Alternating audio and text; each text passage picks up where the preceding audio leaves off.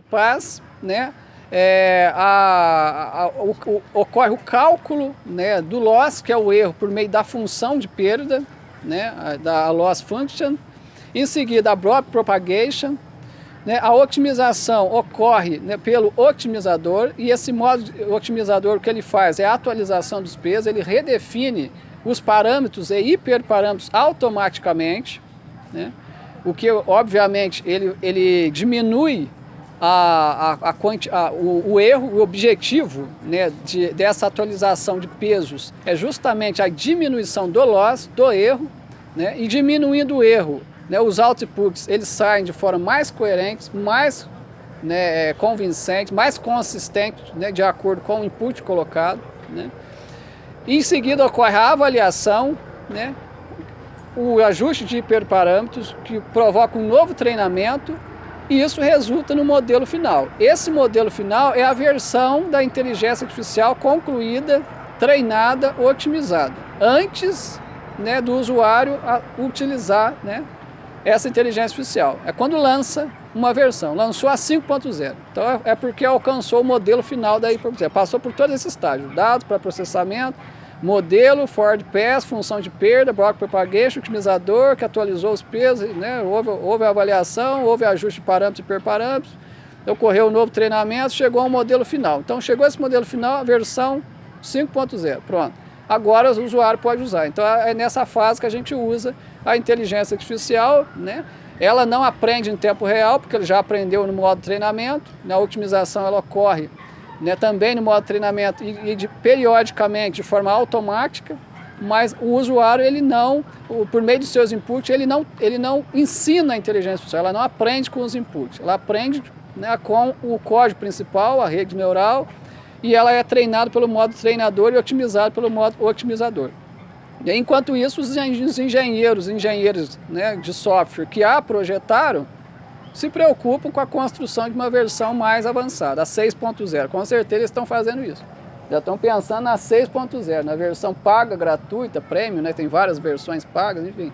Então eles estão concentrados, né, em versões mais avançadas, enquanto a gente está utilizando, né, essa versão 5.0. Né? Graças a essa automatização interna, né, do próprio código-fonte, ali, todos os módulos ali integrados, né, que já faz esse treinamento e otimização automática. Essa representação deixa evidente que os mecanismos de otimização de hiperparâmetros ocupam uma camada superior de controle. Eles observam os resultados produzidos pelos treinamentos e utilizam essas informações para decidir quais configurações serão utilizadas nas próximas execuções. Uma forma simples de visualizar essa arquitetura é imaginar uma cozinha profissional. O pipeline seria toda a cozinha funcionando. O pré-processamento corresponderia à seleção e preparação dos ingredientes. A rede neural seria o cozinheiro principal responsável por preparar os pratos. O training loop seria o processo contínuo de cozinhar, experimentar, corrigir e cozinhar novamente. A função de perda corresponderia à avaliação do sabor do prato. A retropropagação equivaleria à análise das causas dos efeitos encontrados. O otimizador seria o chefe supervisor que determina exatamente quais correções devem ser realizadas. Os hiperparâmetros corresponderiam às configurações gerais da cozinha, como temperatura dos fornos, tempo disponível para preparo, quantidade de ingredientes e tamanho das porções. A grid search seria semelhante a testar sistematicamente diversas configurações da cozinha. A handle search corresponderia a experimentar configurações escolhidas aleatoriamente. A otimização bayesiana equivaleria a um chefe experiente que aprende com os resultados anteriores e passa a escolher de forma cada vez mais inteligente as condições de preparo. Outra analogia útil é a de uma fábrica. O pipeline, né, esse sistema de treinamento e funcionamento da inteligência artificial completo, representa toda a linha de produção. O pré-processamento corresponde à preparação das matérias-primas. A rede neural é a máquina principal responsável pela fabricação dos produtos. O training loop é a esteira que mantém a produção funcionando continuamente. A função de perda equivale ao setor que mede defeitos. A retropropagação corresponde à investigação das causas desses defeitos. O otimizador atua como departamento técnico que realiza ajustes finos nas máquinas. Os hiperparâmetros são as decisões estratégicas definidas pelos engenheiros industriais: velocidade das máquinas, número de operadores, quantidade de matéria-prima e demais condições operacionais.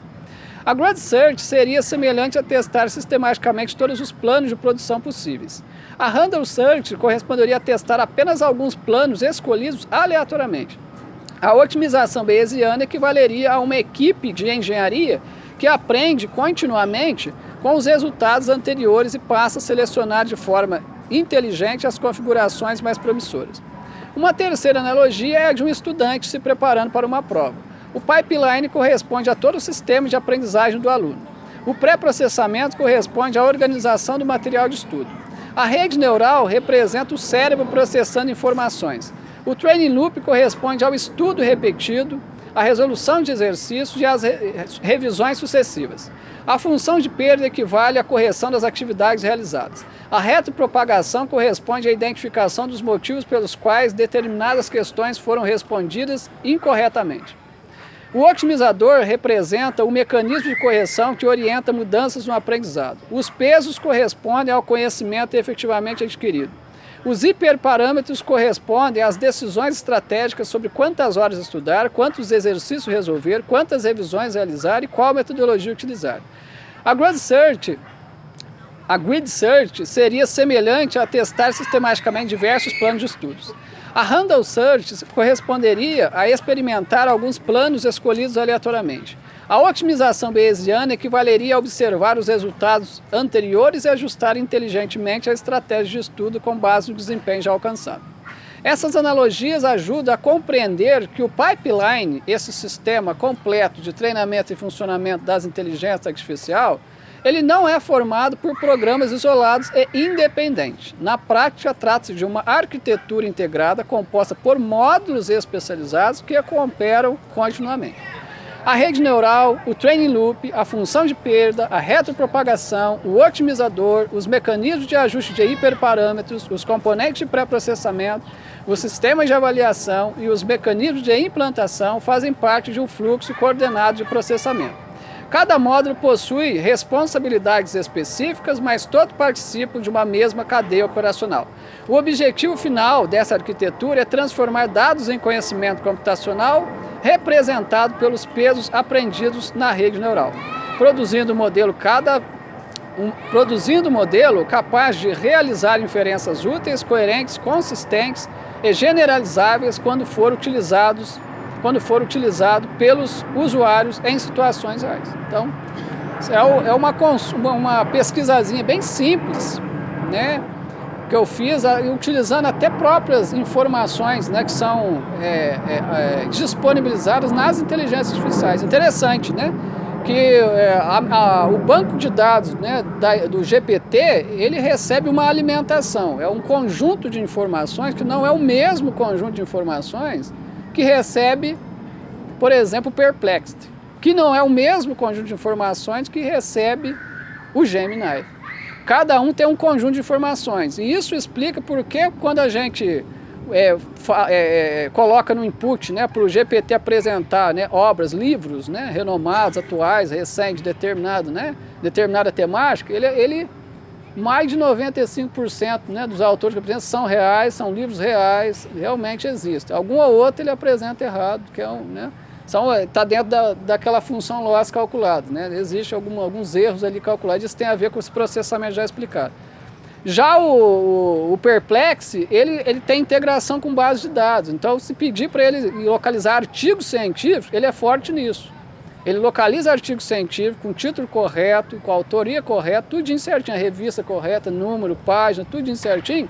E o ideal é solicitar que ele já apresente o link, ou o link DOI ou algum outro link da publicação quando não tem o DOI. E ele já apresenta, já ali mesmo no chat, que aí o usuário já clica no link para checar se realmente aquele artigo está lá indexado na base de dados. É uma inteligência artificial muito útil, né, e relevante para se encontrar rapidamente vários artigos reais, recentes, né, e dá para escolher, né, no próprio input qual a base de dados que ele procura, se é na Web of Science, se é na Scopus e tal, e ele procura porque ele tem integração. O GPT já não faz isso porque ele não tem, não foi assim que ele foi alimentado. Na sua construção ele não foi alimentado com sistema de busca nessas bases de dados, por isso ele é ruim. Ele pode até forçar ele a fazer com o input, mas não é o forte dele, né? Já o Gemini, ele já foi alimentado com muitos artigos, com muitos outros, né, com um banco de dados diferente do banco de dados do GPT.